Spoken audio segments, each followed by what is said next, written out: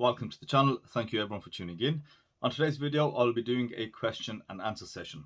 This is off the back of my 9,000 subscriber giveaway video, where I mentioned I'll be doing this session. I asked you guys to ask me a bunch of questions, which you guys did. And the last time I'd done it, the response was great. I had about 10 pages worth of questions, and this time it's even better at 16 pages. I also requested that I get some different type of questions. I've answered, the Grail watch questions and, my favorite watch, etc. And you guys pulled through. In fact, some of the questions are very difficult to answer, quite comprehensive. So I'm really impressed with the question set I have in front of me. This is all freestyle. I haven't recorded anything. I haven't even prepared for the questions. I have, of course, while I was picking the questions, I did have a chance to look at them, so I know roughly what they're about. So I think my answers should be quite concise and on point. Now, due to the sheer number of questions, I might have to do two videos, a part one and a part two. At the end, I think of the part two, I'll announce the giveaway winners. Initially, I said there'll be about four, but looking at the questions, I've maybe picked 5 or 6 winners. Don't worry, so I think there'll be a lot more of you guys winning than I initially anticipated. The questions were just too good. So before we get started, let me give you guys some specs on the channel. The channel will be about 3 years old coming up November this year. I started it on the 26th of November in 2019. I've got 2 million views in total, so a lot of you guys do watch the videos, which is quite impressive to me. I didn't think I'd get like 2 million views, cumulative over the time I've had the channel. Currently we're at 9.5 thousand subscribers, so thank you to each and every one of you guys that subscribes. And I've got about 400 uploads, so that is a lot of videos. I'm sitting on a swivel chair, so pardon if I just swing side to side. I'm a bit of a fidgeter. I need to do something while I'm talking to the camera. Okay, so I think we're about ready to go. Let's start off with the questions. So George asks basically where my taste for watches came. Quite random, I wasn't brought up with a, watch lineage. No one gave me a watch when I was younger. My father didn't, hand me one down. And in our family, there's no really watch guys there. It was quite accidental. I had a watch. It was a fashion watch. I've mentioned this on previous videos. It was an Armani, I think, a wedding present, which broke. And I went to get it fixed. I think the price was about 70% of what they're worth. I went on to like eBay to find the movement. I found the movements were like very cheap. And then it got me thinking that, why is this watch so much and the movement so cheap? And, it's just nature. And I think I was due a hobby. I recently left something not long ago. So from time to time, I need to pick up little things to get on with. And yeah, I bought my first, I believe, Seiko. It was a Seiko Quartz. Then very quickly from that, I bought a Seiko Automatic. I think I was trading watches, getting into watches, and then I started trading into watches about maybe 2 years, or at least a solid year before I started YouTube. And that was my way of feeding my habit, right? Just buy and sell watches, and then essentially your collection's paid for. It's not really costing you anything out of your own pocket. It just went from there. And then I started my channel not long after I discovered AliExpress, which absolutely blew my mind. The spec on offer, everything that we talk about, why you guys watch this channel and other channels like it, is due to Homage watches being so, good, give you a lot of value for money, especially looking at some of the watches that we get these days. They're just getting better. Prices are starting to slightly increase. But some of the older watches, like the Steel Dive, which was my first one, the Steel Dive SD 1970, that's gone down to 60 to 70 pounds, which is phenomenally crazy if you think about what's on offer. So yeah, that's how I got into watches basically.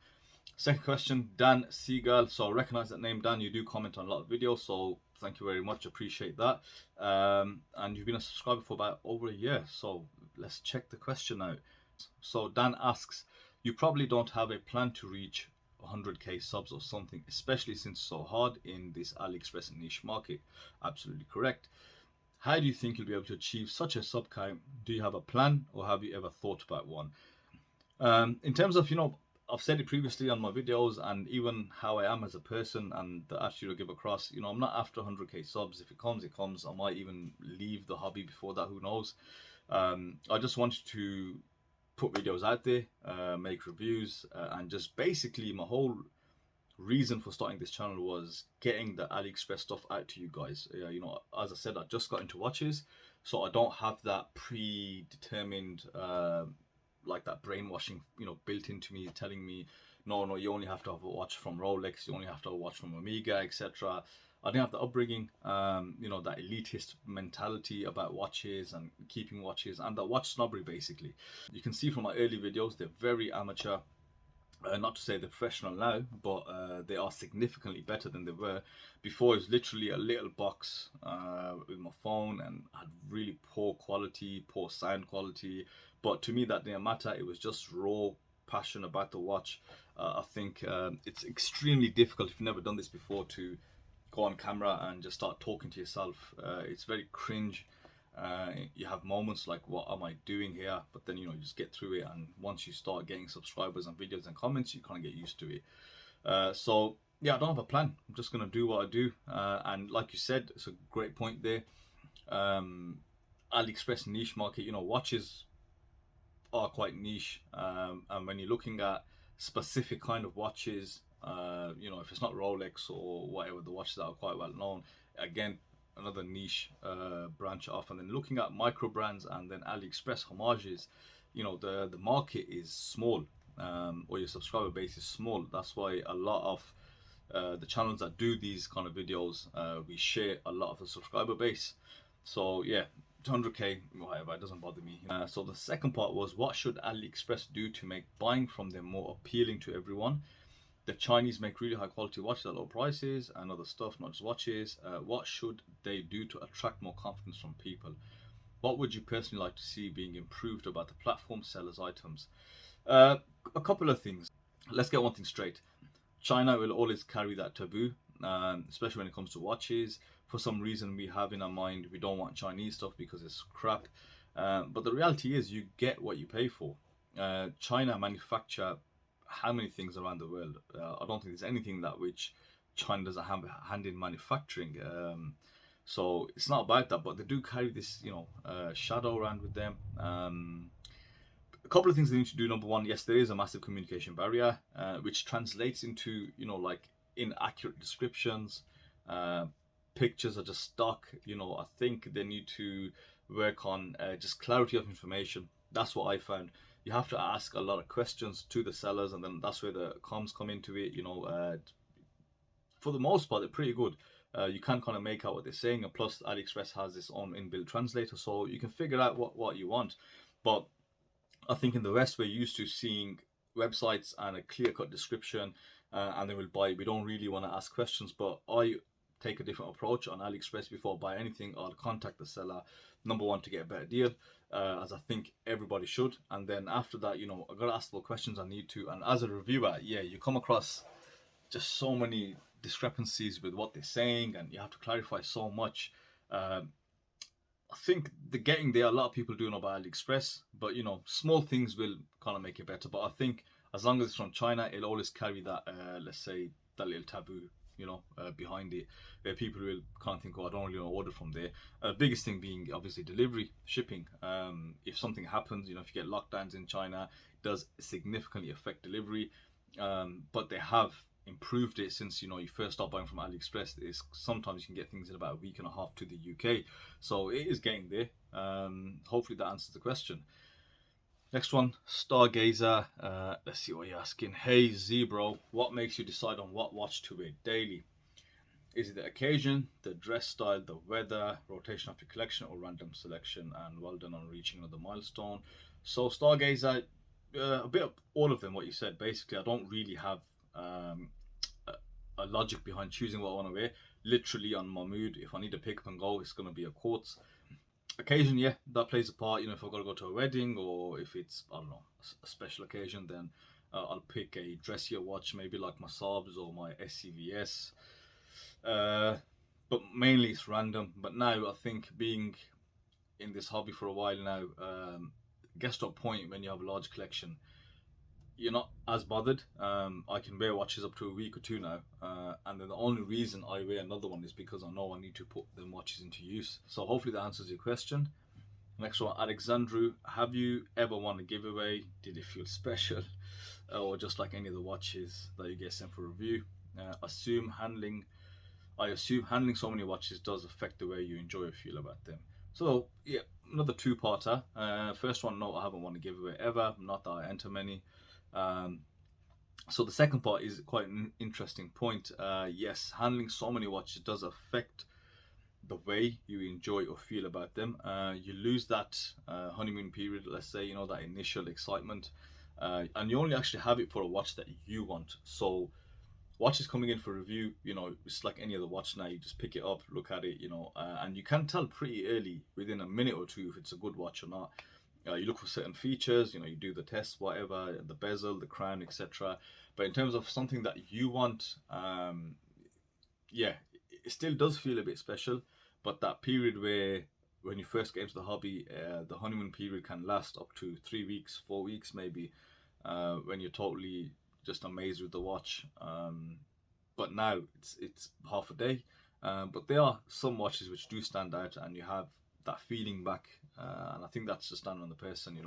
We're all big boys with toys, aren't we? So we get excited. That little child inside you wants to come out and just keep looking at the watch, and look how happy it makes you, right? The next one, RPO. In your opinion, what's a sweet spot for AliExpress watches in terms of price? Yeah, I did a poll a year or two ago. I think the sweet spot is between the £80 mark to about 150, maybe stretching to 180. That is a sweet spot, and you can get majority of them within that price bracket. Next, which watch style do you like the least? I'd have to say those classic, like Patek Philippe style, with the moon phase, etc. Those kind of watches, those are what I like the least. Yeah, they just don't do much for me at the moment. So Michael, what is the best way to maintain an automatic watch that you don't wear every day? So the best way to maintain it is, I know there's this whole watch winder thing. About 2.5 years ago, a company reached out to me to review watch winders, but prior to that, I had already looked into them. And you don't need them, but you can have them, if that makes sense. So like back in the day, watches used like mineral oils, etc. So that oil would kind of get thicker, and it could stop the watch working. Plus, they were cheaper and simpler watches back then. Nowadays, with synthetic oils, you don't have the same issue. So you can keep watches that you don't use, and as long as you keep basically using them every now and then, nothing seizes up. And the thing with watch winders is you're pulling a watch through constant motion, which, yes, that's what it's there for. But if you've got a high beat movement, etc., you're not wearing it, so you don't really need to use it all the time. And the way I'd say you'd use a watch winder is basically put in a few watches and change them after a day or two, just to make sure your watches rotate through the watch winder. That's one part. Second part in maintenance is you need a demagnetizer. Just every few months, demagnetize it. It's always good to have a time grapher.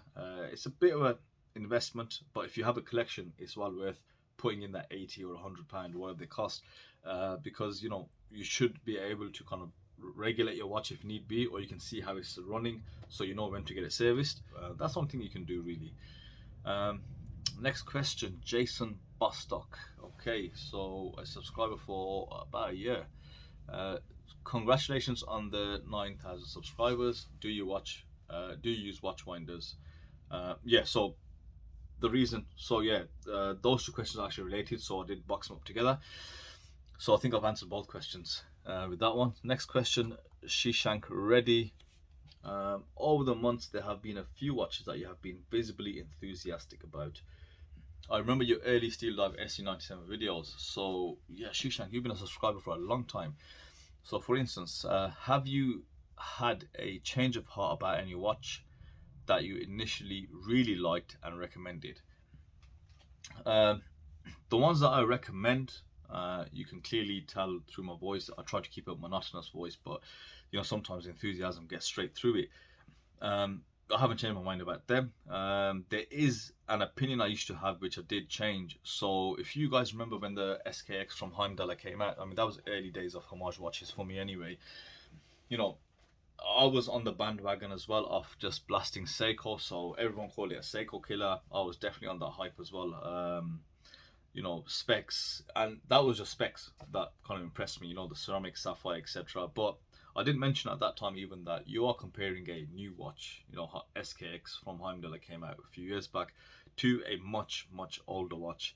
But since then, as you mature, I actually have a SKX 007 in my collection. The Heimdall still had those critical issues which didn't seem so critical before. So let me give an example. They had a problem with the crown. So the crown guard used to kind of stick out quite a bit, and it prod you, on your finger. Not it won't hurt you at all, but you definitely feel it. So over the course of wearing that watch, you're having to wind, etc. That does get annoying. Their bezel game is extremely inconsistent.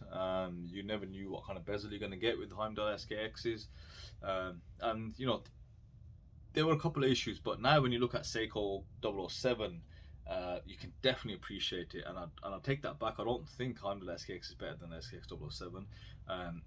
Specs aside, ceramic, so what? Sapphire, so what? It's very common.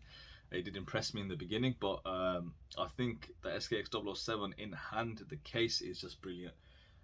Everything works as it should. Yes, we know Seiko have alignment issues, they have bezel issues, ever so slightly, but it just works. There's a feel and finish to it which is good, and over the course of wearing the watch over a long time, you don't really have many issues with it. So that's the only thing which I can think of which I can't change my mind about. Next one down, Bojo. Wow, okay, what's Bojo doing messaging me? Okay, so do you have a limit on how many watches you want to have in your collection? Do you think there should be an adequate number, or do you think in a way that the more the better? Big congrats on 9K, well deserved, my friend. So Bojo, you absolute nutcase. You can have whatever you want. I think it's a tough one. I've got 50 watches, and it is ridiculous amount. I know it is. You don't need to have that many watches. I know guys have got 300 watches. What do you do? So you either collect watches which you don't really want to wear. So I've got some watches which I don't want to sell because I know I just won't get them again, and they're quite old, and they've got something special about them. So I've just got them there as a collection point of view. I think the perfect collection or the number should be in around 10, give or take 3 watches here and there. I think that's a good number. It gives you a bit of variety, because there's a lot of watches out there. And you guys know as well as me, when you see a new watch from AliExpress, or you see a watch from a micro brand, or you see just a watch, whatever, from the high street brands, you just gotta have it. It's something special about it. I don't think the more the better. I think some people can get reckless with that, but just don't define a limit and just buy kind of whatever you're happy with. I know people do different rules. Some people might buy one only if they sell one, stuff like that, and have a limit. But it's definitely up to you what you want to do on that. Vladimir Petreski. So why don't you review more original watches from AliExpress? Why only homages? What original watches from AliExpress, man? Why only homages? It's a fair question, right? It's a fair question. This is what my market is. This is what my subscriber base is. What you'll find is, if you look at a lot of the watch channels, and I've seen it as well, when you review microbrand watches, or when you review high street brands on a predominantly homage watch channel or from AliExpress, you don't get the same views, because you're giving incredibly well built watches from AliExpress for around 120-30 pound, and then you're reviewing a watch which is lesser or the same, sometimes they are better, for like triple the price. So I have to look at my subscriber base. If my channel only hosted micro brands or main brands out there, then that's all I'll do. But because I started off with homage watches, then this is why I do homage watches.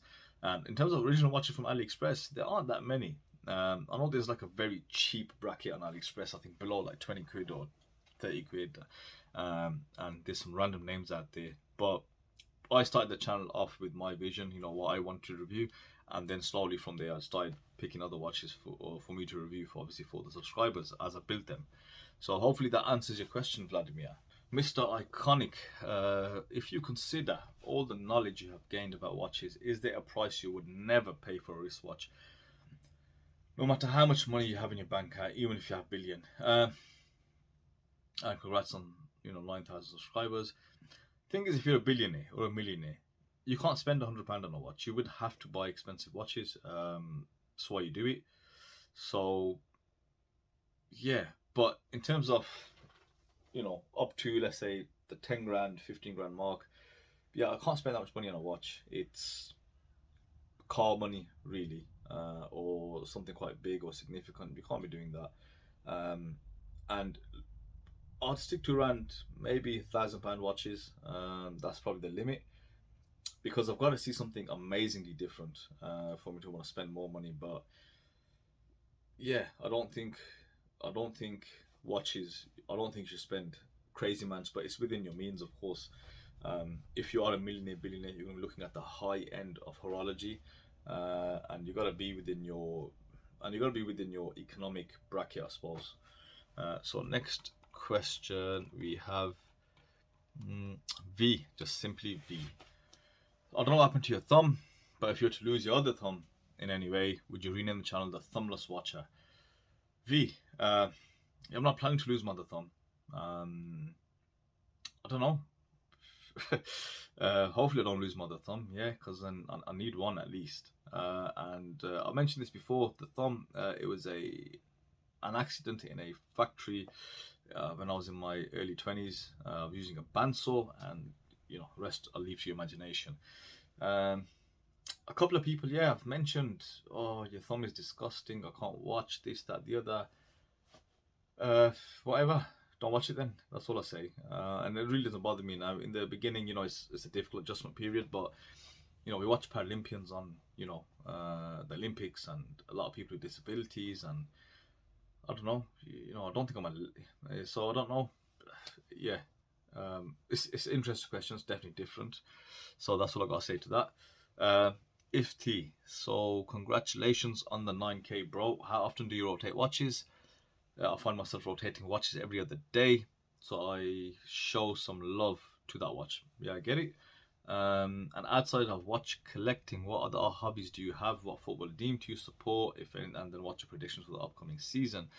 So, bro, I don't watch football, man. I'm not a football supporter. I know it's a bit mad. Never really been into it, but in terms of hobbies, just normal stuff, a bit of sports. Not that much sports now. Not any sports, actually, I take that back. Just a bit of working out, like hiking. I'm into, I like being active outdoors. I'm getting a bit older, body isn't what it used to be. I used to be into wrestling, not just watching it, just grappling side of things as well. I did enjoy that with the lads. I'm into target shooting, yeah. I've been clay pigeon shooting. I've got a couple of air rifles, so I like that side of things. I've done a bit of horse riding, just outdoorsy, nature stuff. I love hiking. I've been to Snowdonia a couple of times. Really enjoyed that as well. Just normal stuff, I suppose. Yeah, and in terms of watch rotation, I think I addressed that earlier on in the video, so I'll leave that question there. Dave 1, how do you explain to your wife when you keep receiving so many watches? Honey, it's just another watch review. I have to resort, so he says I have to resort to buying all black color watches, so she can't tell the difference from a distance. That you bought another watch. Yeah, fair play. You're right. I think if someone is into watches, they won't know a different watch from a different one. I don't explain to my wife about my watches. It's my hobby, so I don't need to explain anything really.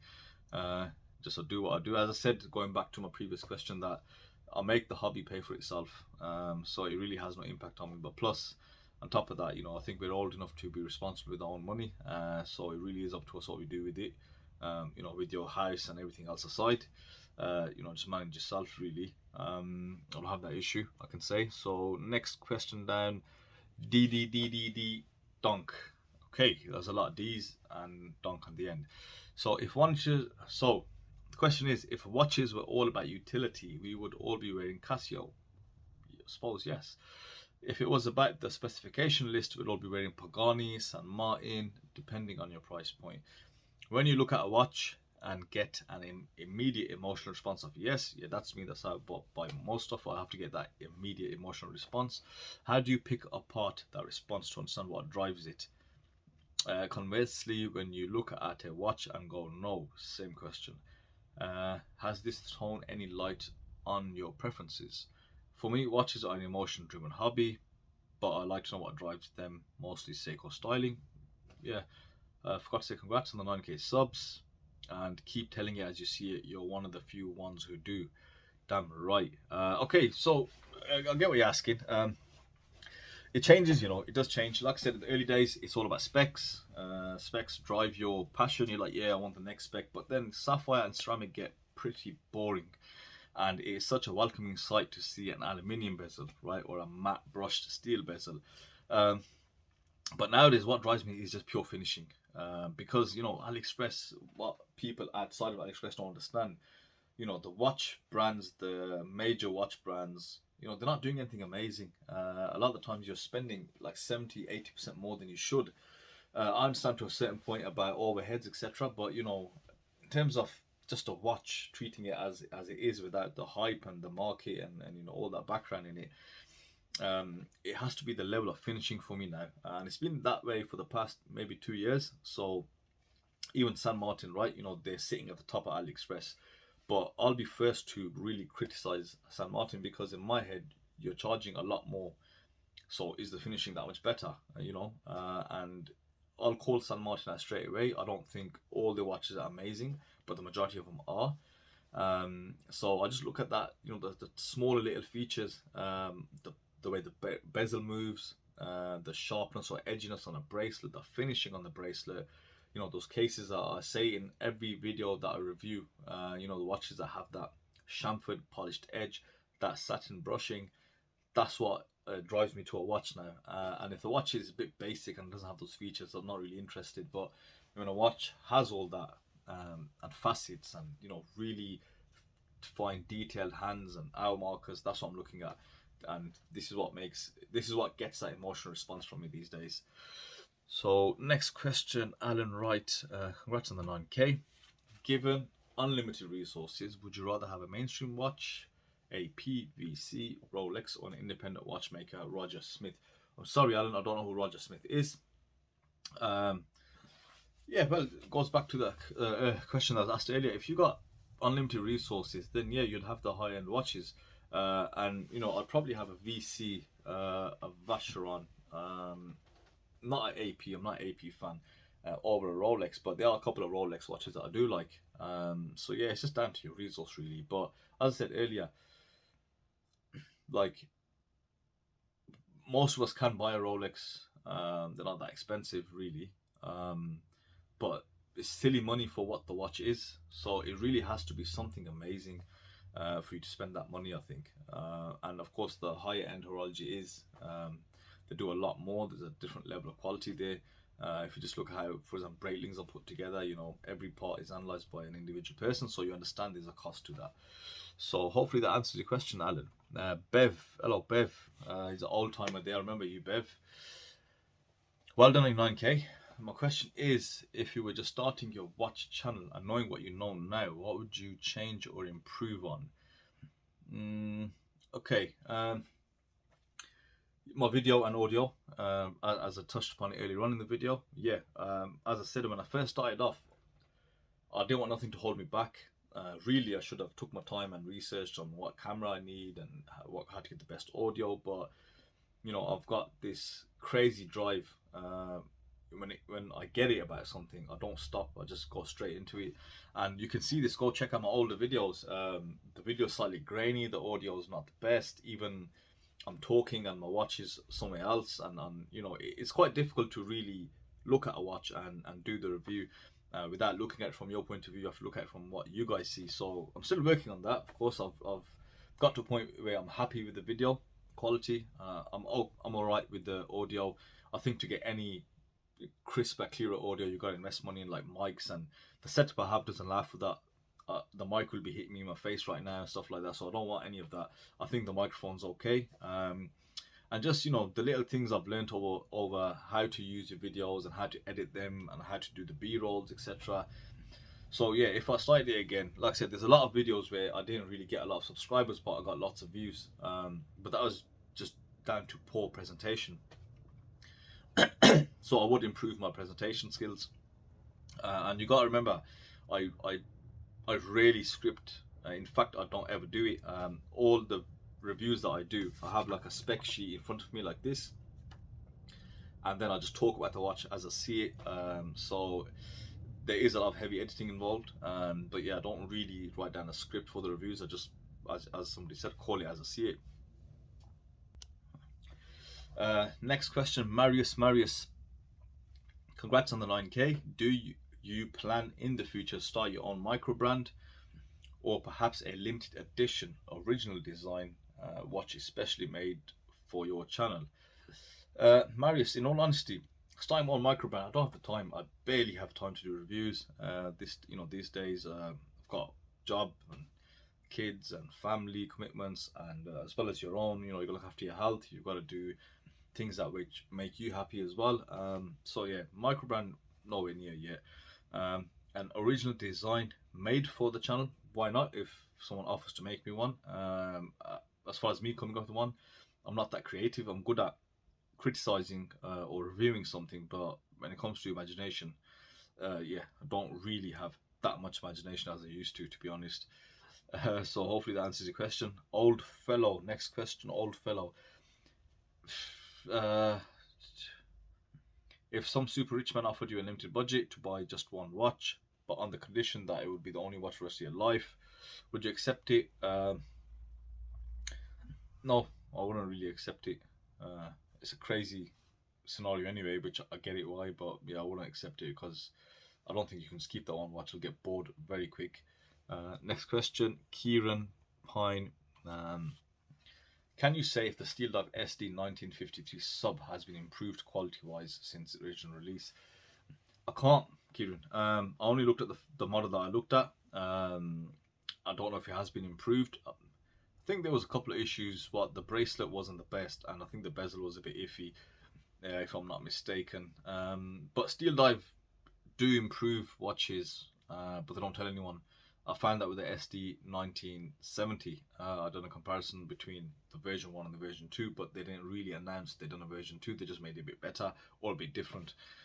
So sorry, I can't be much help on that question. Next one, Hudhaifa Al-Amri or Al-Amiri.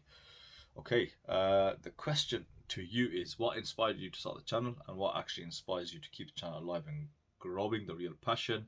I like what you do and wish you all the best. Okay, thank you, bro. Yeah, I've answered the first part. Second part, what inspires you to keep the channel alive and growing? It's a sound cliche, but it's you guys, of course. Otherwise you wouldn't really do it. And it's just the passion of watches. Like I said, it is a bit of hard work now, and when you've got commitments, it really gets a bit difficult because you find yourself just submerged in this work, and you really can't live like that. You have to do other things. But yeah, it definitely is. The biggest thing is the viewers, you guys getting really involved, asking questions, and actually kind of giving that respect to the reviewer, where you kind of take the person's word and you give them a bit of authority. But you guys know I don't chat crap anyway, so I really mainly I just say what the watch is, and then hopefully you can use me as a reference point to buy your next watch. So thank you for that question. Next one, D Underhay. Congratulations. Question is, who is your current favorite YouTuber? I don't really have a favorite YouTuber, but one person that sticks in my head and I think has probably been the most beneficial YouTuber is someone called Jeff Nippard. You can search him if you want, and he's into like fitness and weightlifting and stuff. But his take is extremely unique. It's a bit different. Whereas a lot of the guys you get on camera, they're just pumped up. obviously on the gear, and they're telling you how to do, you know, concentration bicep curls with 2.5 kg, and you'll get massive arms like them, which is absolute nonsense. But with Jeff, he actually goes to the science, the studies, and if you're into like fitness, look at some of his videos, because he does a great comparative work. He sorts out the little things like what's the best grip for, I don't know, lat pull downs, which engages the muscle the most. You've got all statistics and studies behind it, so the level of muscle stimulation behind this, that, the other, and you can use that to really get an awesome workout and to actually build muscle very effectively. So that's the guy that start watching his videos. Of course, I saw the hype men, you know, CT and all them lot, and I used to watch people like Rich Piano just for entertainment, because I don't take anything seriously what that guy said, all nonsense. But yeah, Jeff is the one to kind of listen to if you're actually, you know, real about it. Next question. I think we're nowhere near the questions that we should be doing, but yeah, it's not on page 3 yet, so please bear with. So quarters eye, which watch do you wear when you go out for a special occasion? Love the channel. So yeah, just sobs, divers, anything which kind of looks nice. It's a bit, kind of stands out, I suppose, which all I think suits that special occasion. Next question, James Forfar. Love the channel, thank you, James. When modding watches, what movement do you find the most challenging? Putting the seconds hand on. Unfortunately, I've only done NH35s. Not really done anything else. So they're all right. It is a bit trickier in the seconds hand on, but after that, it gets a lot better, a lot easier. Jack D, congratulations on the huge milestone. Thank you. The question is there a watch complication that you can't wait to see on a micro brand or affordable watches that can be found on luxury watches? You know what? For some reason, okay, so I'm into complications. I've got a quartz watch. Let me get that for you. I've got this Seiko. It's a very cheap Seiko. So I have in front of me a Seiko perpetual chronograph, and this is the only watch that I've got with the most complications. If you can see that there. Let's see if I can get some focus. Maybe, maybe not. Right, yeah. But I have done a video on this, and this has got like an inbuilt calendar till, I don't know, 2100. It's got alarm, it's got seconds, it's got, you know, a bunch of stuff on there. But in terms of like auto watches, I'm into simple, you know, just 3-handers really. Moon phase, I've never really had a moon phase. I've never had crazy calendars. I mean, it'll be interesting to look at, but in terms of an automatic watch, for me, it just needs to be practical. In fact, I've had a couple of GMTs and I don't really like them as well, because I think it's a wasted hand if you're not using it. And I don't think it's got OCD, but like if I have a GMT, I have to set that GMT hand just for the sake of it, and then I'll be there for 10 minutes thinking what country should I set it to. But I don't travel like that, so yeah, I even sold my GMT watches because really I have no kind of use for them. So yeah, that wasn't for me. Hopefully that answers your question. Next, Stavros, Stavi. Now, okay, so what do you want to know? Can you not have a watch at all? Probably not now. Too used to a watch, you know. Like I said before, when I was into watches, I didn't really see the point, as we have our phones. But when you get a watch, then you definitely see that point. So I don't think I could not have a watch at all now. Now the serious question. This is what: where and why was your best holiday? What do you dream of for the future ones? And congratulations, well deserved. Enjoy whatever you love, mate. Cheers. So thanks, Stavi. Best holiday was Malaysia.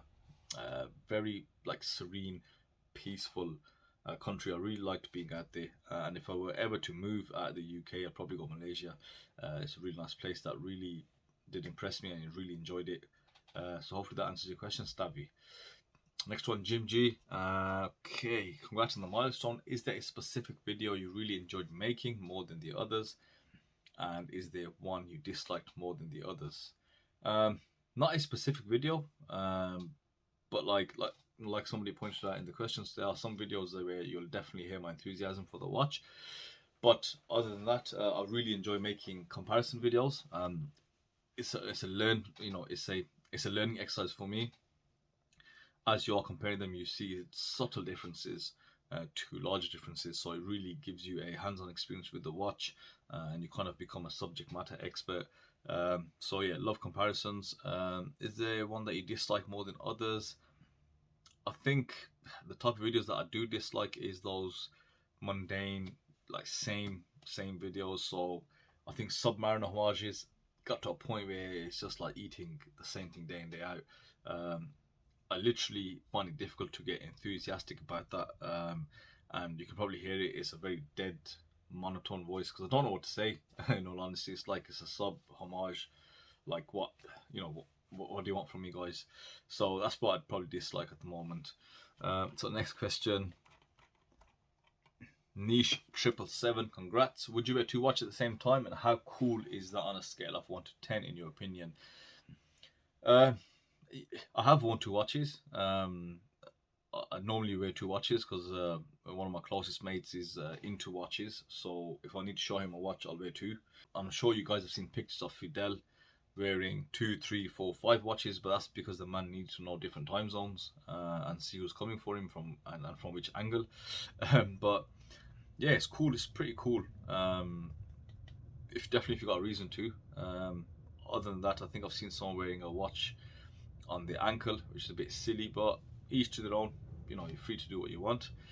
Next, Wes's Watchroom. Yes, Wes. So that's another YouTube reviewer. If you don't know who he is, check him out. He's just recently done a rebrand, and his delivery and his videography is crisp and smooth. So check his channel out. So congrats on the milestone, mate. Getting close to 10k. You really deserve it. Thank you very much, Wes, and so do you. In all honesty, mate.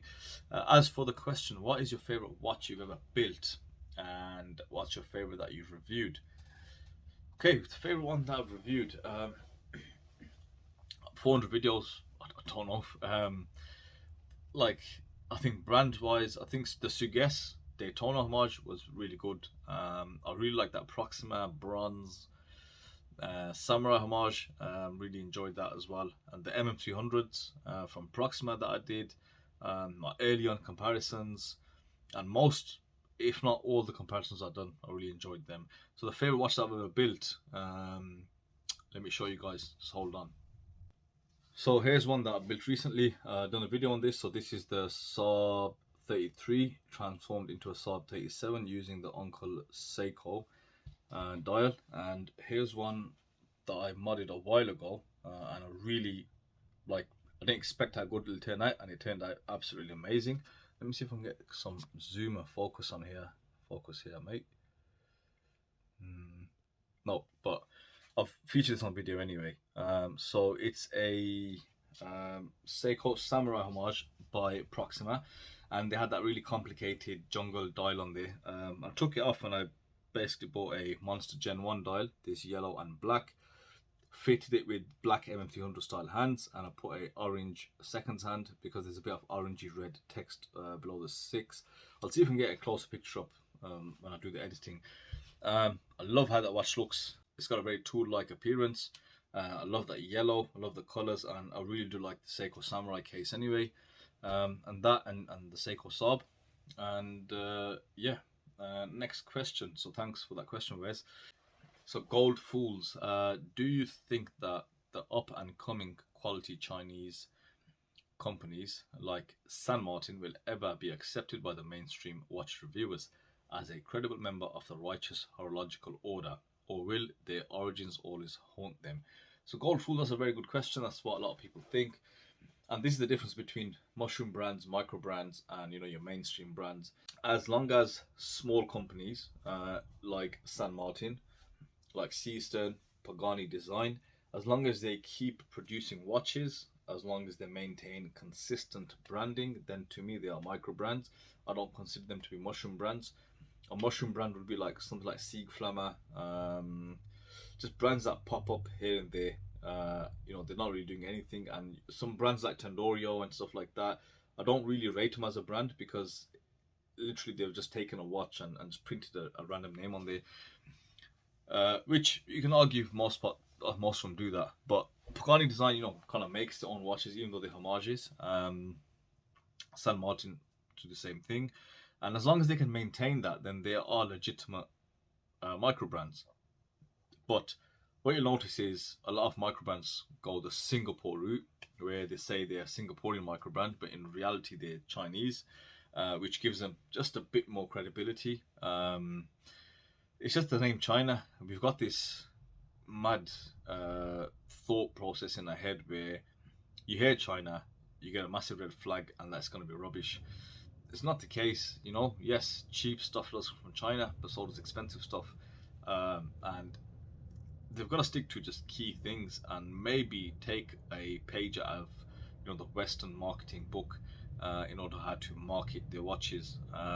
For example, like Proxima, they'll make so many watches. They change the name 3-4 times. They'll never change it. They just add another name. It creates a lot of brand confusion. And what they don't know is how us are socialized into, you know, the whole consumerism that we see around us. We're geared a bit differently, so they need to really look at some of those branding techniques. And as long as they stick to that, then yeah, they'll be recognized. But yes, the origin will always be there. I don't think that's something that can leave them.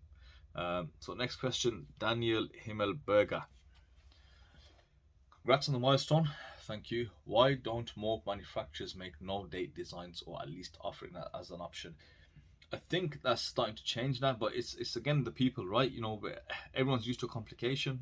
Everyone wants the bare minimum as a date. But I definitely get it. Like, I prefer to have watches without a date, and it comes down to how you use your watch and your collection. If you've got a 1 or 2 watch collection, I definitely see why you'd want a date on there, or even a day date. I personally find day dates very annoying now, because I just gotta set it, and I've got, as I said, I've got a large collection, and I don't want to be changing time and date. I'd rather just set the time and go. This is where dateless watches are really, I would prefer them, and plus you get better dial symmetry, especially if you've got a really nice dial. I think a date window does spoil it if it's not put in the right place. You know, I like that sort of tapered at the 6, which is quite good. But I don't know. I think they want to offer a bit of utility still, and I think the mainstream people still want it. That's why. So they're not really catering for collectors like that in that sense. They're catering for just the general market. If that changes, the majority of people don't want don't want dated watches, then maybe they'll go that way. Okay, next question, Alexander. Congrats on hitting the 9K, Z. What was the best watch in terms of value for money you received during the last 12 months? So with this one, I had to do a bit of prep. I had to go through the videos. And the ones that stick out is Seaston, a brand. Seaston came out with some incredible value for money watches. You know, they're not as cheap as like Pagani or whatever, but you know, they're just below that top end of that sweet spot I mentioned in terms of the price bracket. And they give you a lot for the money. You know, you've got a really good bracelet, really good case finishing. You know, they've got a few slightly design tweaks they need to do, you know, in terms of logos or branding. But on the whole, I really love what they're doing. I don't think there's a watch from them that I dislike, I have to say. And one was Sieg Flammer. I think that was £120 or £100. CW homage.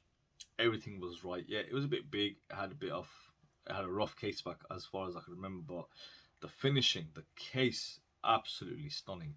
I've only just recently sold that just because it had zero wear, and it got to a point where I was getting a bit anxious with the amount of watches I had, so I need to get rid of some. So yeah, so hopefully that answers your question. Okay, I'm starting to yawn. I'm getting a bit tired now. So I think I'm gonna end the video after a couple more questions. We're only on page 5 of 17. Am I going to do 3 videos on this? This is long, but a lot of questions, you know. So let's look at Toby. Okay, Toby R. What is your absolute dream car? What spec or trim, and what color? Congrats on the milestone. Yeah, car-wise, dream car. I don't know, you know, there's a lot. There is a lot. I think Porsches are good. Some of the 911s, of course, turbos, GT3s. Yeah, some of the, maybe a Porsche. Spec and trim, you know, of course, you'd go for top spec, wouldn't you? And yeah, it's a tough one, you know. I do like the GTRs as well, the Skyline GTR 35. I think it's an incredible car for what it is. yeah, so it's a very difficult question to answer. Some people come up with like Zonda or Lamborghini or Pagani. No, no, it's about if you look at if you look on the track and you see the cars that are doing it. You've got BM out there. Audi is a bit heavy on the understeer, but it's about BM. Um, yeah, really good BM, M4, even those X3Ms, uh, or like as I said, yeah, a good Porsche. Uh, that's what I'd want. Okay, hopefully that answers your question. I have Candy get in the van. So I want to start a YouTube watch channel. How would you advise on that, Z? Should I review my personal collection, one video at a time, until sub numbers get high enough for the companies to notice and send out watches? So first and foremost, great question. I would change your name. Yeah, you can't be running a channel called I Have Candy Get in the Van, especially in light of what's going on out there. Everyone getting cancelled and everyone getting exposed. You don't want to be the R. Kelly man. Next up, the question though, it's a good question. Review your personal collection, yes. So obviously you want to make it cost effective. Um, you know, like I said, a lot of us just have normal jobs, got families to support, so you can't just go around buying everything. That's why AliExpress is an amazing way to start a channel. What I would do is just review your personal collection and review some really cheap, budget watches from AliExpress. And now, in terms of companies to notice and send out watches, it doesn't really work like that. Companies aren't really, or generally speaking, out there scouring YouTube watch reviewers, just the really top end guys. So, you're talking about Teddy, you're talking about Just One More Watch, even I think he fits in that category.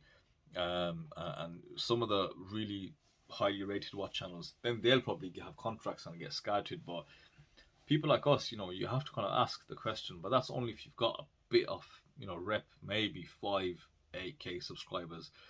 Anything below that, you kind of get lucky. Don't get me wrong, people will give you watches to review, but it's not as easy, straightforward and easy as that. As soon as you start reviewing watches, that people will just literally lining up to give you watches. A lot of the watches in your first couple of years, you buy them yourself. You have to, and if anything, just to even build that rapport or that reputation, so people actually trust you to know what you're talking about. I would not give a watch to someone to review if they did not know what they were talking about. Yeah, just wouldn't. So you really gotta, have that. So you really have to get that experience behind you, and then people start working with you. Next question, Felix, what inspired you to keep going? So I'm guessing that is to do with the video I made a few months ago. So I took off, was it about a month from YouTube? What inspired me to keep going? You guys, as I said it before, subscribers, yeah, very busy. And it's funny because just as of late, I have seen quite a few YouTube reviewers, dropping posts, community posts, and saying basically that they're going to reduce their uploads. Some people are even saying I'm probably going to shut down my channel. It is that serious. I think if you've got a full-time job, full-time family, then it's very difficult to keep on top of it. The 3 videos a week stuff. And the reason most of us do 2 or 3 is due to the algorithms. But sometimes it's just not worth it. Your family and your own life, your own mental health should be more important. And because I think one of the questions in there is what goes into a watch review, and then you guys have a better idea of actually what goes into it. It's not all fun and games, and I really rate the guys that have got that, unbreakable. I don't know what it is, that drive. So every video they open up and they're just perky and bright and giving it 10 out of 10. I find that very difficult to do myself, but this, in order for you to be successful here as a watch reviewer, as a watch channel, to make some money of it, this has to be your sole income. That's like with anything, if you want to, I don't know, be the best in any sport, you can't do it as a side thing. It has to be your main, bread and butter. And there's drawbacks that come with that until you get established enough. So talking about myself, I'm reducing the amount of reviews I do. You're talking about 1 or 2 a week, 2 max, I think now. My little one's getting a bit older. The kids need a bit more time. Work's getting busier, etc. So I definitely do that over making YouTube videos. But at the same time, you put the quality in there, so you make the videos a bit better, I suppose. So thank you for asking the question. Next one we have. Sorry, I can't pronounce that name. Herb. I'm sure there's a silent letter in there, but the question is last name. Sorry, is Repik. The question is, been with you for quite some time now, and since you made your first video about Merca Ocean Master, yes, I can't get hold of it since then. Yeah, nobody could. I could never get hold of the green one. I waited about 6 months myself, and then I got the orange one, and I managed to get. No, sorry, I got the black one, and I managed to get the orange one. I can't remember how, but yeah, very difficult to get hold of. So you've continued to say, I recently bought Philida Seamaster 300 Homage with the green dial. I wish to make the white dial version. Question is, what do you think of it, as I find it well built? With a question mark. Can you influence them to make a white dial version?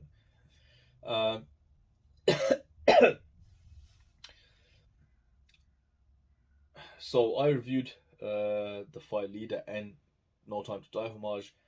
I compared it with, I think, like Heimdall at the time and Pagani design. Philida definitely had the best watch there. Very impressed with the build quality down to every element of it, basically. But the one you're talking about, I haven't seen that, and I can't influence them at all. I don't really influence anyone. Big problem with Chinese watchmakers is that they are stubborn. Yeah, stubborn, more stubborn than goats and donkeys combined, I suppose. And let me clarify, I'm not calling them donkeys or goats. I'm just saying as stubborn as. They just have their own vision, whether or not that vision is ridiculous or not even in the right direction. They just won't listen unless you throw money at them or you say, look, 1 million people will buy this now, then they'll do it. I get frustrated with like brands like Proxima.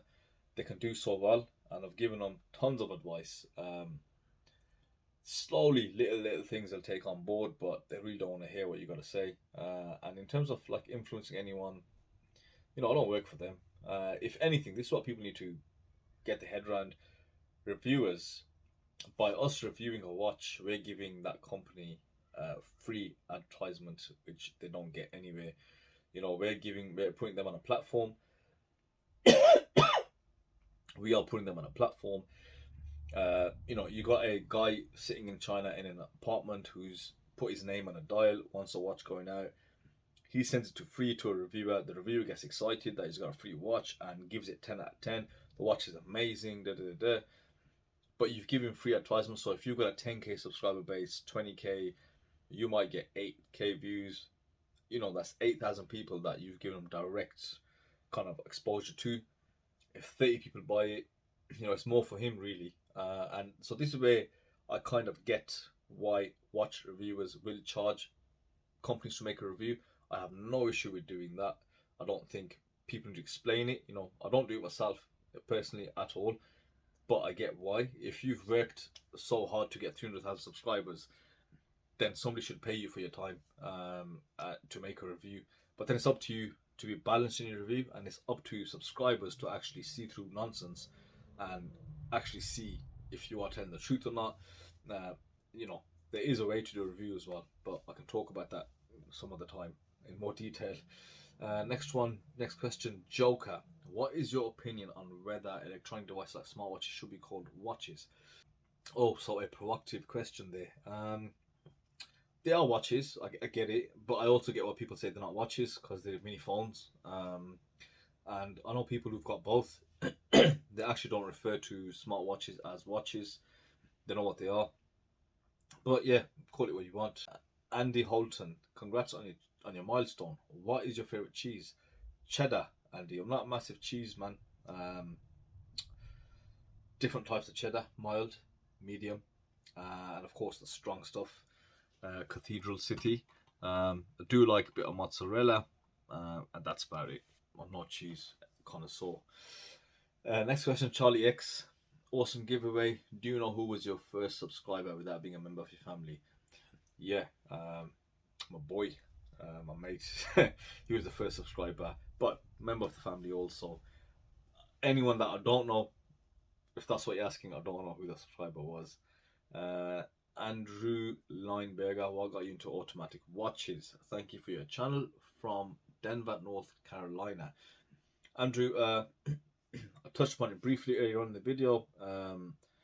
The sweep was mesmerizing. I was into quartz first, and when I first got my auto, it was a Seiko 5. So I can remember, it was a Seiko 5 Diver, I think, yeah. And just the sweep was like, yeah, mesmerizing. You just look at it and you just can't look at that for a long time. And then I got into automatic watches, and the more you learn about them, so it's like cars. I always compare cars and watches. The fact that you look at some older cars, yes, they're flawed, but that flaw is part of the charm, and that's the reason you probably buy it. So next question, we've got PC Tech Patrick. So I'm assuming he's a PC technician. What movement do you think has the least maintenance? A36, Miyota, Seagull.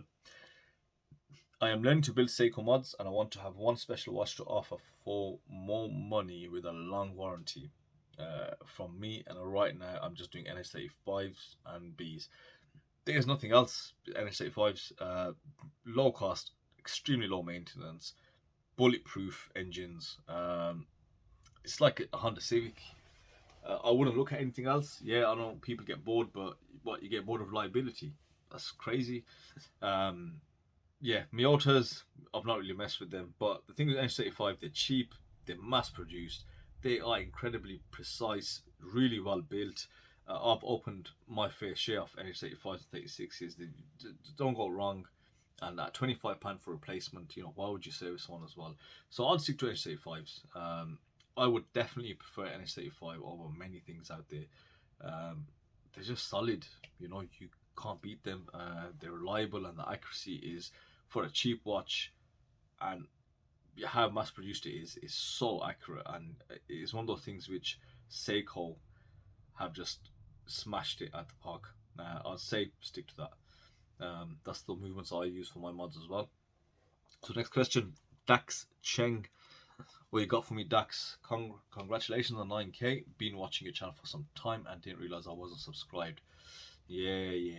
Of course you didn't, mate. Of course you didn't. But a lot, you know, the fact that you're subscribed now, okay, makes up for it. I love dials. What's your favorite dial and why? Yeah, definitely. I like dials. Who doesn't? Favorite dials have to be Seiko. You know, they are smashing the dial game. I don't think anybody can compete with, say, some of Seiko's dials. And I like textured to those snowflake dials. I think the snowflake variants from Seiko, whether it's in the GS or the Presage lines, are just amazing to look at, jaw dropping, especially the new GS, that season collection. It's that texturing is mind blowing. When you look at the smaller detail, you think, how on earth did they come up with that? And yeah, those heavily textured dials, not so heavily, sorry. I like the, you know, the Fume and the sun rays as well. Or I really do like a good, like a dark piano black, a deep black, sorry. I do appreciate those dials as well. So Andy B, next question, and I'll do this one and one more, and I think I have to stop there. The video is already over an hour. So Andy B, I mod my cheaper watches to the point that I like them better than the original micro brand, and even enjoy them more than my expensive watches. I eventually sell off the higher end ones. Do you see yourself doing the same thing, especially with AE watches? No.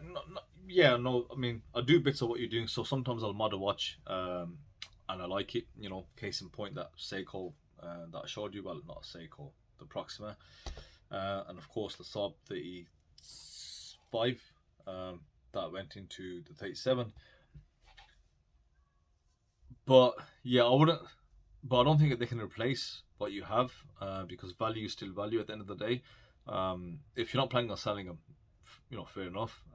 But like, I wouldn't mod all my watches and sell off like my collection.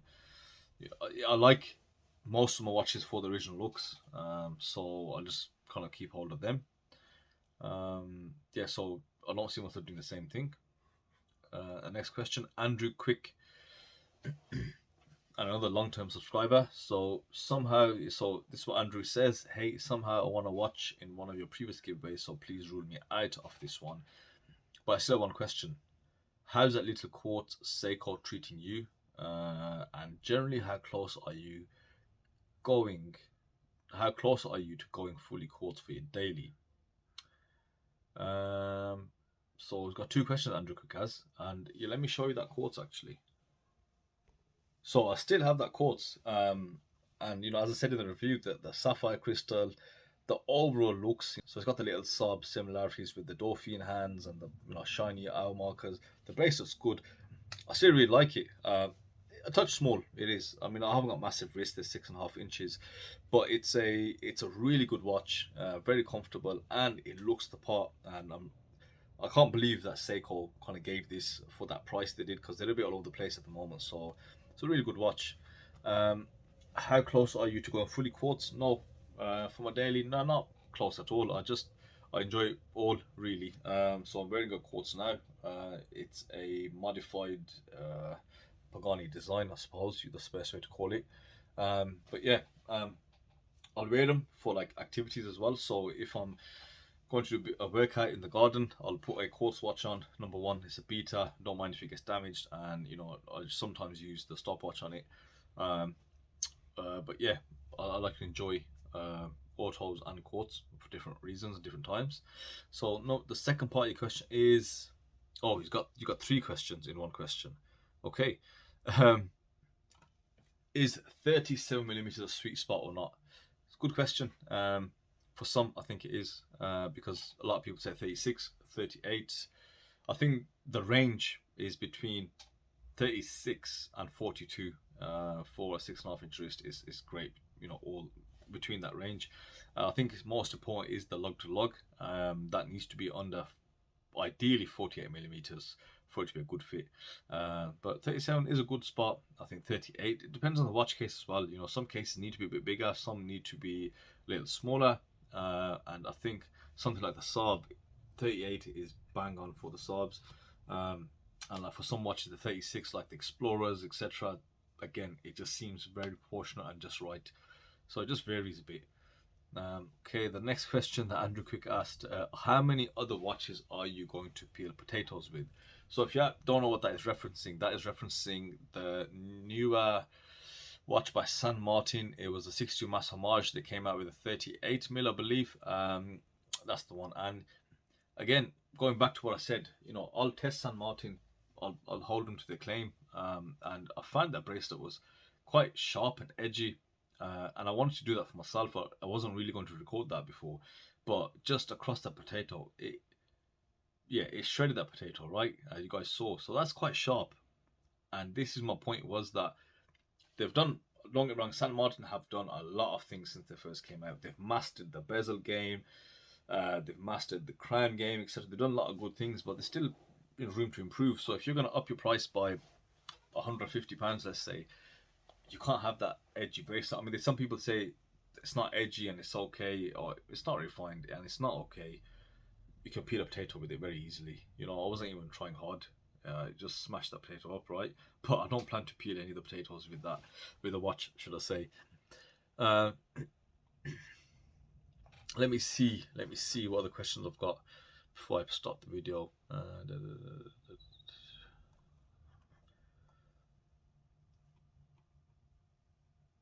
All right, I'll do one more page, and then we're on, and then I'll do one more page, I suppose, and then. All right, so what I'm going to do, there's 2 pages left till I get to 10 pages. So let's go through 2 more pages, guys. So let's just soldier on through this video. 1 hour 13 at the moment, but that's without editing. Let's see what it gets to after editing.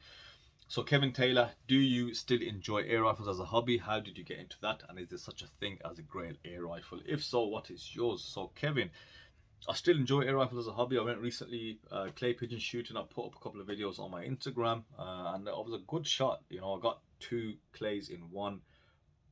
Love blasting them at the sky. I wouldn't say I've been into guns, but I'm into kind of target practice, target shooting.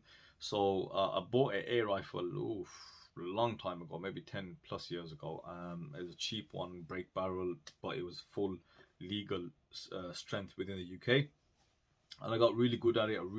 I shoot that thing every day. and I think it's a good little skill to have.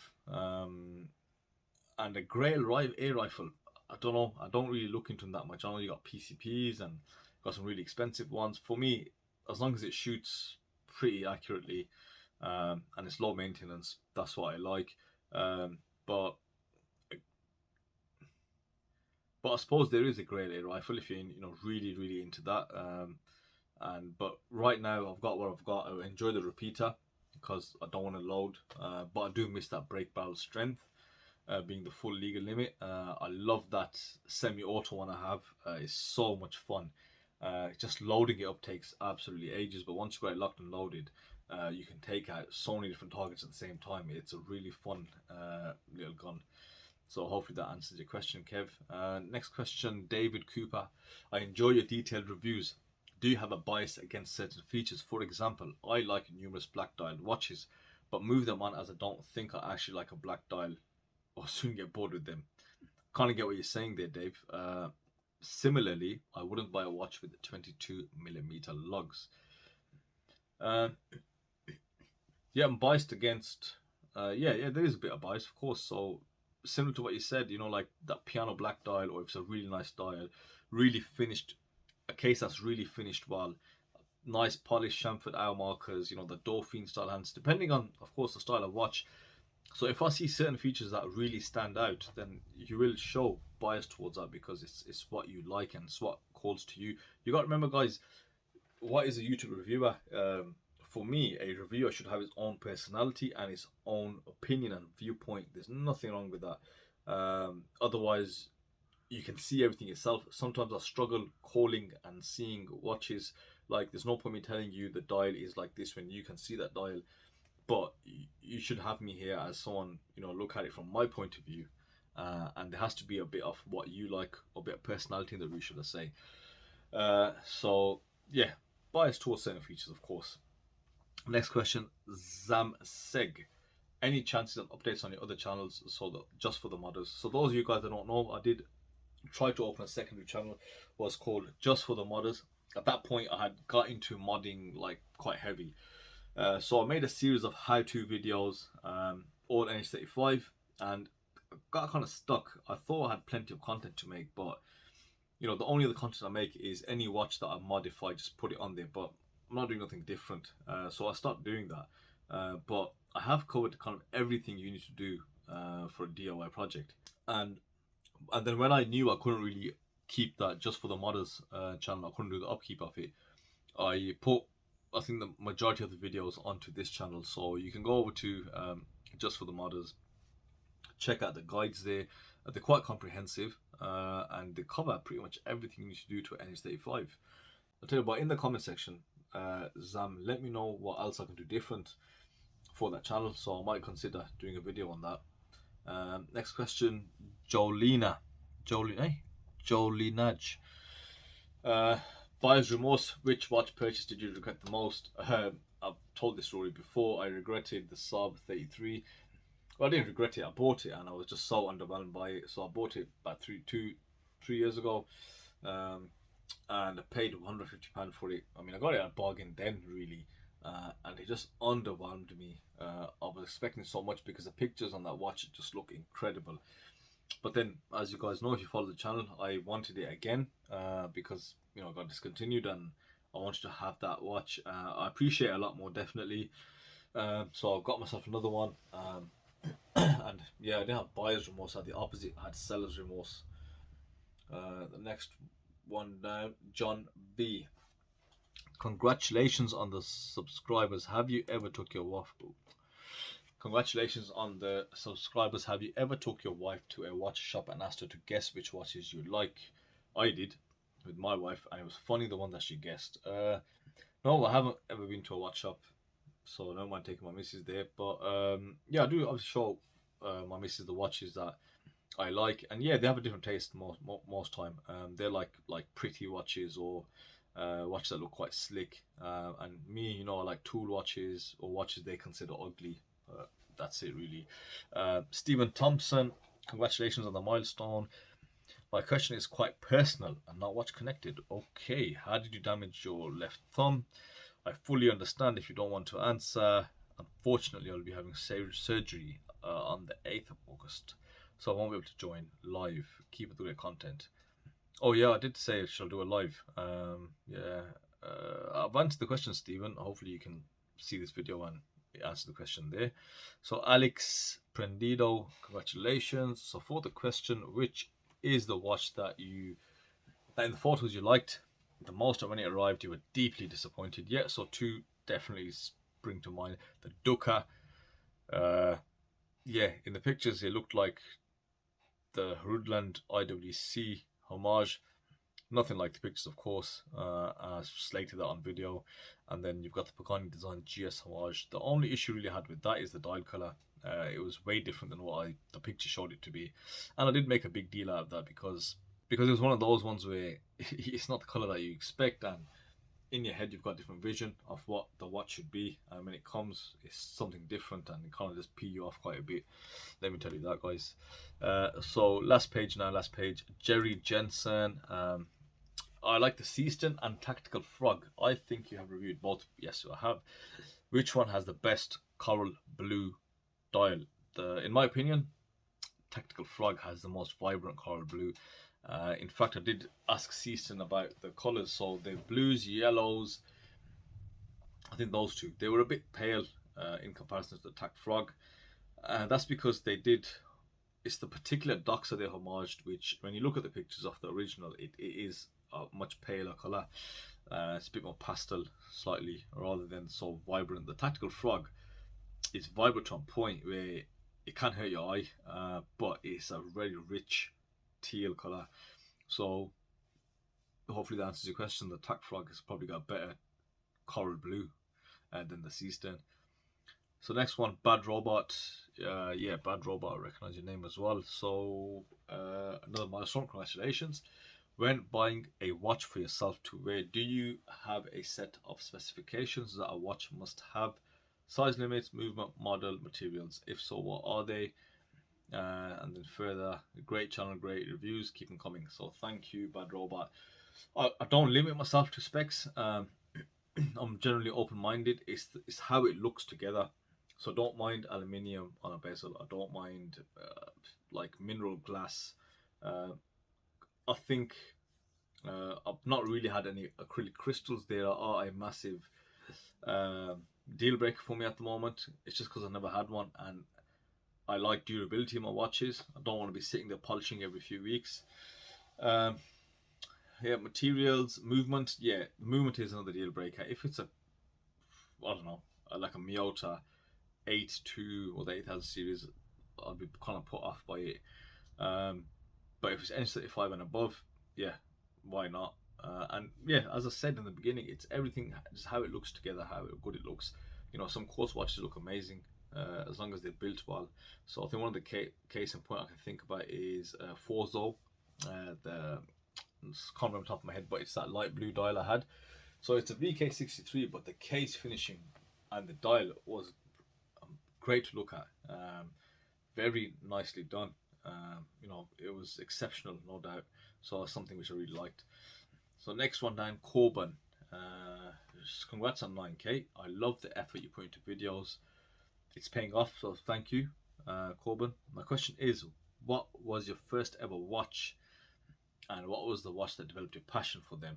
As I said, first ever watch was that I can remember as a grown person was Armani, and then literally it was due to that breaking that I developed a passion for watches. When I started looking into what is a watch, and I realized how good Seiko really are, and that's where I went with that.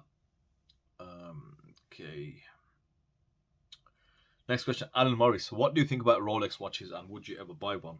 So this is a very nice question. I recently had to explain to someone about Rolex watches. Didn't really get what I was saying, but you know, whatever.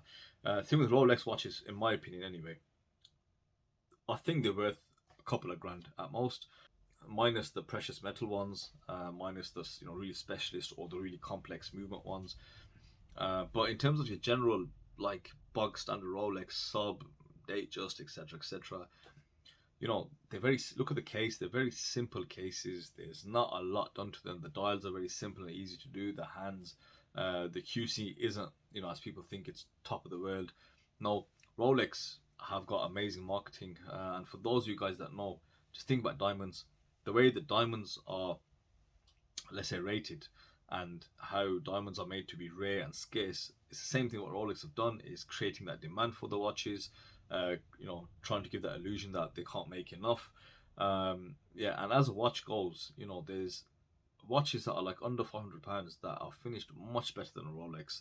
There's a lot more complexity gone into the watch and design, but they've got that position right in the watch world. And but what I did say about Rolex was, or what I do say is, they're good for investing, so use it. So if you get Rolex that's cheap, you know it's available to you, and you know you can flip it, then by all means do that. A lot of the new generation think they're all little Elon Musks running around, and they want to talk about, you know, entrepreneuring. Then yeah, go ahead, buy a Rolex, and yeah, you'll flip it, you'll make money on it in that sense. But in terms of someone trying to battle it and say it's a great watch, it's definitely worth 10 grand. No, there's Omega watches that are cheaper and they finished much better. There's a lot more detail gone into it, the movement's a lot better, and you know, they're nowhere near a Rolex price. And for me, obviously depending on the watches, but like Grand Seiko would smash a Rolex at the park. But that's my opinion. Next one, Harley Dog. What do we have other than the title name? Why did you use the Dre's song The Watcher as your intro music? FYI, I think it's genius. You know, Harley, you're the one. It's literally just a name. It's difficult to come up with names, so sometimes I empathize with Chinese watch brand makers. You know, what name do you come up with? I mean, people have got a whole sentence in a name when it comes to YouTube. So I wanted something catchy, and in hindsight, it's not the right name to go for, because if you type in the Watcher, you've got like the Watchtower, and the Watcher is a comic character from Marvel. But it was something catchy, retro watches, and I thought I was trying to be clever as well. And then in terms of intro music, I experimented with just normal background stuff, and then I ended up using just Dre's tune, The Watcher. Love how it starts, and I wanted to change it about 2 years ago, and until people said, don't now, it's iconic, we know it's you. So I stuck with it, and that was it really. So glad you noticed that. Next one, Thomas Kowals. I'm sorry, I'm gonna get your name wrong, I'll just call you Thomas. Maybe a silly question. NS34, would you buy Seiko GMT or rather build your own when this movement is on the market? Yeah, I don't know, you know. See, you can build a Seiko, you can buy a Seiko. If it's cheaper for you to build a Seiko GMT, go ahead, get the movement and build it. At least it's customizable to your taste. Second thing, I'm off GMTs, as I said earlier. I don't like them. It's just too much faffing around for myself. I have literally no use for them. So I don't really look at GMT watches. Hopefully that answers your question. So guys, I'm going to stop there. I'm getting sleepy. I'm sure you can see my eyes are getting a bit red and watery. So it's an hour and a half pre-edit. Let's see how it comes up to afterwards. But I'll make a part 2. We've got 7 pages, so slightly shorter. The next video should be, but also I'm hoping I can start and answer the winners as well. So hope you guys enjoyed that. Hope you find it informative. No more questions until the next Q&A, so please don't put more questions in the comment section. I'm kidding, you can if you want. If it's a really pressing question, I'll put it in, I'll address it on my second video. So that's it for me guys, and I'll see you in the next one. Thank you for watching.